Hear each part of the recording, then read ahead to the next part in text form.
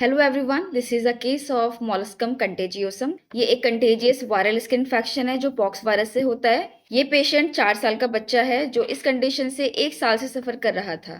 ये सिर्फ मॉलस्कम कंटेजियसम का केस ही नहीं बल्कि पेशेंट के पेशेंस और होम्योपैथी पे ट्रस्ट का भी है, क्योंकि ये बच्चा बहुत तरह की मेडिसिन ले चुका था, चाहे एलोपैथी हो या होम्योपैथी। बच्चे के पेरेंट्स को किसी दूसरे पेशेंट ने मेरी क्लिनिक के बारे में बताया और वो मेरे पास आए और बच्चे के पेरेंट्स ने सारी चीजें बताई उस केस के बारे में, ऐसा ऐसा हुआ है और ऐसे ट्रीटमेंट ले चुके हैं। वो काफी स्ट्रेस में थे, परेशान थे कि ये बढ़ती जा रही है प्रॉब्लम। मैंने बच्चे की पूरी केस टेकिंग करी, फिजिकल जर्नल्स, मेंटल जर्नल्स, पूरे सब कुछ लिया, केस को रिपोर्टराइज किया और बच्चे को मेडिसिन दी।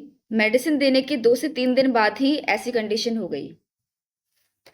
जो ये आँख के नीचे वाला बम्प था ये तो निकल चुका था मेडिसिन से, बट और जो बम्प्स थे वो साइज में इंक्रीज होते जा रहे थे और फिर पेरेंट्स घबराने लग गए कि डॉक्टर अब क्या करें, ये तो कंडीशन बढ़ती जा रही है, कुछ इसका सॉल्यूशन ही नहीं मिल रहा है। क्योंकि ये आई का मामला है, सेंसिटिव केस है, तो पेरेंट्स ऑब्वियसली परेशान होंगे ही।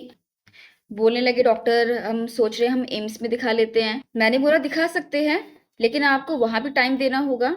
आप ऑलरेडी इतनी सारी मेडिसिन ले चुके हैं, अब होम्योपैथी में आए हैं तो एटलीस्ट थोड़ा सा पेशेंस रखिए, थोड़ा टाइम दीजिए, क्योंकि कंडीशन बहुत लंबे समय की है, टाइम तो लगेगा ही।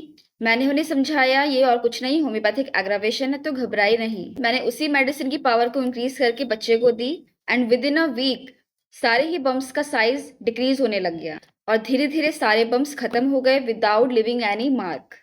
अब पेरेंट्स बहुत ज़्यादा सेटिस्फाइड हैं, हैप्पी हैं कि डॉक्टर आपने हमें भरोसे दिलाया, हमें हिम्मत दी, तभी हम टिके थे और आज हमारा बच्चा ठीक हो गया है। तो मैं सभी से यही कहना चाहूंगी कि कोई भी बीमारी जो लंबे समय से है उसमें आपको टाइम देना ही होगा, थोड़ा सब्र रखना होगा, क्योंकि आप ऑलरेडी इतनी सारी दवाइयां खा चुके हैं, कंडीशन आपकी सप्रेस हो चुकी है, दब चुकी है, तो उसे ठीक होने में टाइम तो लगेगा ही।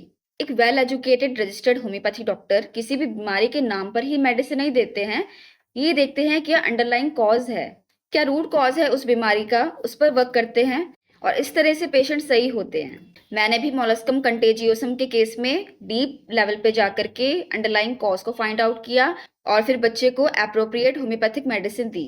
इसीलिए मैं आप सभी से रिक्वेस्ट करती हूँ कि आप किसी भी होम्योपैथिक स्टोर में जाकर के कोई भी बीमारी के नाम पर मेडिसिन मत लीजिए, एक वेल रजिस्टर्ड होम्योपैथिक डॉक्टर को कंसल्ट करके ही मेडिसिन लीजिए।